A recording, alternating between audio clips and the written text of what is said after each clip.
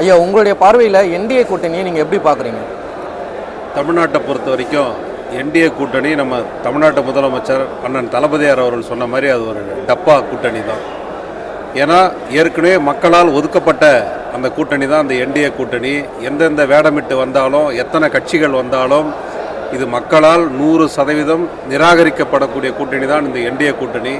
இந்த தமிழ்நாட்டுக்காகவும் தமிழ்நாட்டு வளர்ச்சிக்காகவும் தமிழ்நாட்டு மக்களுக்காகவும் ஒரு திட்டங்களை கூட செஞ்சு கொடுத்ததுக்கு உறுதுணையாக இருந்ததே கிடையாது. எடுத்துக்காட்டாக சொல்லணும்னா அவங்களா சொன்ன எய்ம்ஸை இன்னி வரைக்கும் கட்டி கொடுக்கல. நமக்கு தர வேண்டிய கல்வி நிதியை கொடுக்காம அலைக்கழிக்கிறாங்க. இப்போ சமீபத்தில் பார்த்திங்கன்னா மகாத்மா காந்தி தேசிய உறுதியளிப்பு திட்டத்துடைய பேரை பார்த்திங்கன்னா விபிஜி ராம்னு சொல்லிட்டு மாற்றுறாங்க. இது போன்ற ஒரு பாசிச அரசாங்கமாக தான் இந்த என்டிஏ கூட்டணியை மக்கள் பார்த்துக்கிட்டு இருக்கிறாங்க. இதற்கு முன்னாடி நடந்த எல்லா தேர்தல்களிலும் என்டிஏ கூட்டணியில் போட்டியிட்ட அத்தனை தேர்தலிலும் தமிழ்நாட்டு மக்கள் அவர்களை மண்ணை கவ்விவிட்டு தோல்வியை தான் பரிசாக கொடுத்துருக்குறாங்க. ஆனால் என்டிஏ அரசாளக்கூடிய குஜராத்தாக இருக்கட்டும், உத்தரப்பிரதேசமாக இருக்கட்டும், இப்போ பீகாராக இருக்கட்டும், தமிழ்நாட்டு வளர்ச்சிக்கு பின்தங்கி தான் அதனுடைய மாநிலங்கள் எல்லாமே இருக்கின்றது.